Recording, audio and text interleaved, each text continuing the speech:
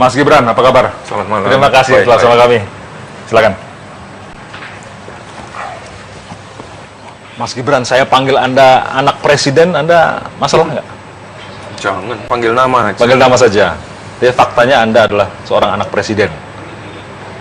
Enak mana dipanggil anak presiden, atau pernah jadi anak wali kota, atau pernah jadi anak gubernur? Mana yang paling nyaman di telinga Anda? Selain panggilan Gibran tentunya. Ya tentu aja yang paling nyaman Gibran. Gibran saja. Semuanya nyaman. Gitu ya. Semuanya disyukuri. Ketika banyak orang menyebut Anda sebagai Gibran anak Presiden Joko Widodo, adakah gejolak? Saya ingin dikenal sebagai seorang anak yang punya nama sendiri, yang punya entitas sendiri, yang punya kiprah sendiri. Pernah nggak ada berpikir jangan tambah-tambah nama anak presiden dan sebagainya? Enggak sih, saya biasa aja sih. Biasa aja. Ya. Orang-orang juga udah mengenal saya sebagai Gibran Markobar juga. Gibran Markobar? Iya. Markobar itu adalah nama martabak.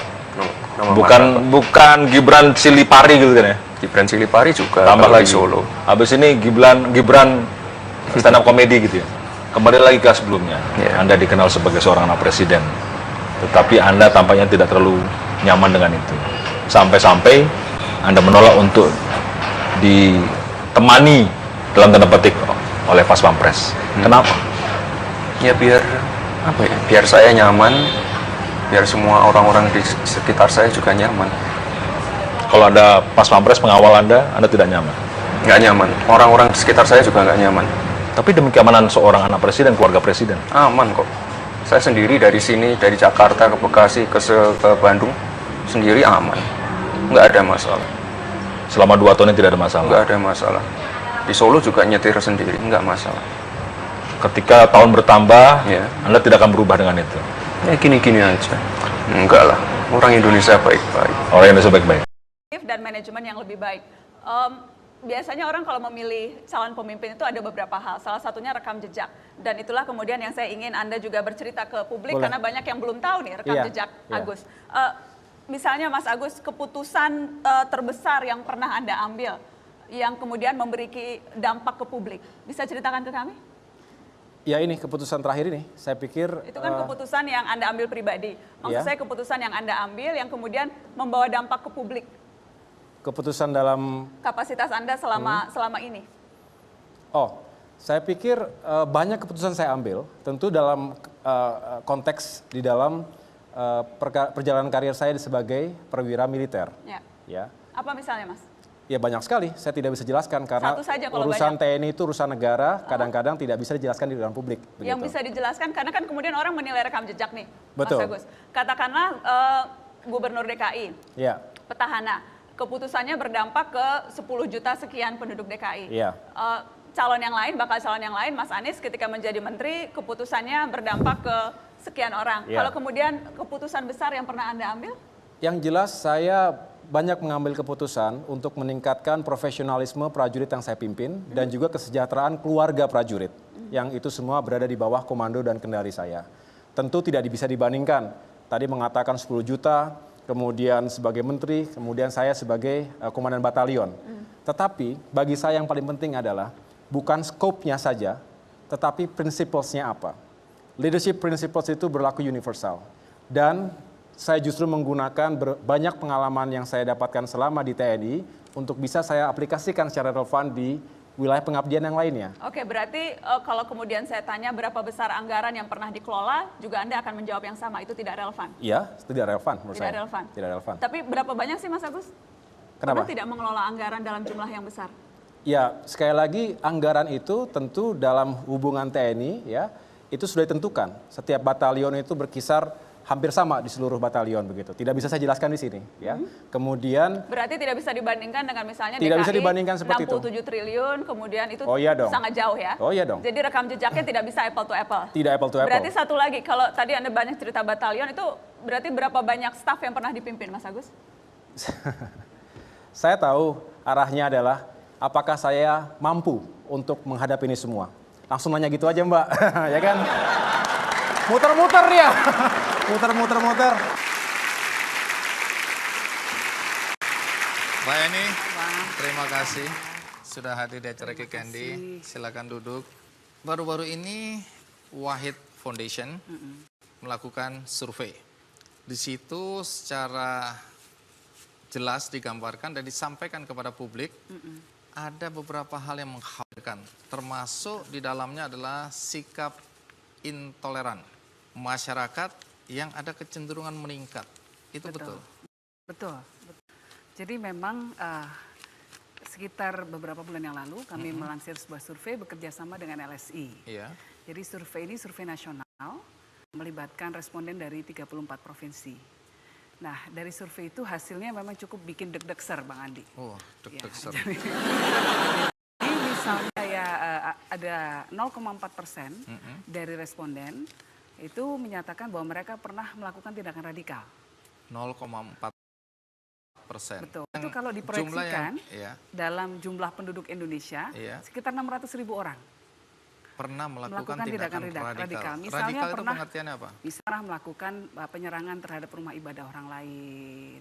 Lalu kemudian menyumbang kepada organisasi-organisasi radikal. Hal semacam itu.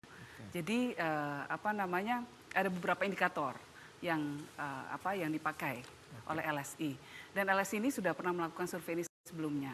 Jadi kami sengaja untuk melihat seperti apa sih trennya saat Kondisi ini. Itu kapan dilakukan risetnya?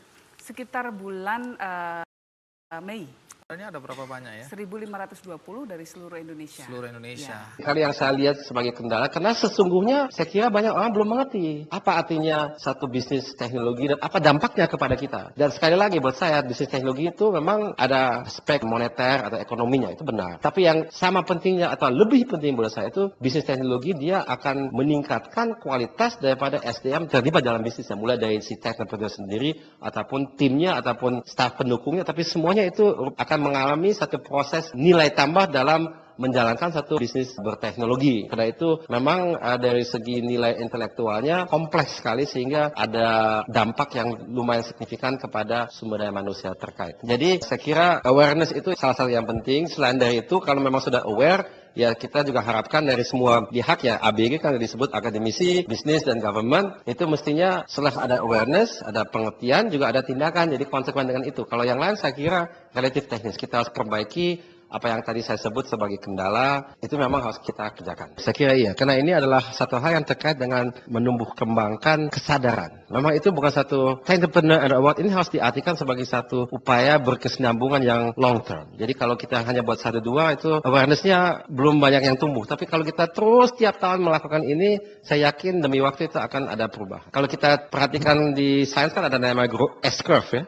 S-curve itu semua pertumbuhan di dunia ini memang selalu mengikuti kurva yang sama. Jadi di awal masih pelan, hampir tidak dirasakan adanya kemajuan. Tapi tiba-tiba, kalau kita sudah melampaui satu critical mass, itu tiba-tiba pertumbuhan bisa cepat sekali. Jadi di awal rasanya kok nggak ada perubahan sama sekali. Tapi kita memang nggak boleh menyerah. Kita harus tetap tiap tahun melakukan itu sehingga satu saat insya Allah kita akan melampaui yang namanya critical mass. Saya kira itu juga ada kaitan dengan perubahan generasi mungkin ya. Kalau generasi tertentu mungkin dengan teknologi tertentu mereka belum terlalu familiar dan untuk mempelajari itu untuk beberapa orang sudah terlambat. Bagi generasi di bawahnya itu sesuatu yang datang dengan sendirinya, mereka seharian cuma itu. Jadi itu ada kaitannya juga memang secara alamiah dengan satu regenerasi daripada orang-orang yang punya posisi tertentu dalam masyarakat kita. Izinkan saya mengutip pepatah. Ibarat ayam kelaparan di lumbung padi. Itulah keadaan Indonesia bila kita bicara tentang pasokan energi. Dari dulu hingga sekarang kita dikenal sebagai negara yang kaya akan sumber daya energi. Tapi saya yakin banyak dari kita di sini dan di seluruh Indonesia sering mengeluh tentang seringnya mati lampu. Bahkan di beberapa daerah listrik saja belum tersedia. Kita bangga dengan cadangan minyak bumi Ibu Pertiwi, namun harga BBM saja makin tidak terjangkau oleh masyarakat. Padahal sejak dekade 1970-an hingga 2006, Indonesia masih tergabung dalam kelompok negara pengekspor minyak. Sayangnya, kita saat ini makin bergantung pada impor minyak mentah dan bahan bakar minyak. Produksi minyak mentah Indonesia makin menurun sementara kebutuhan makin meningkat. Ini tentu mengkhawatirkan bagi sebuah negara yang 51,66% kebutuhan energinya dipasok oleh minyak bumi. Apa memang wajar rakyat negeri minyak sulit mendapatkan minyak?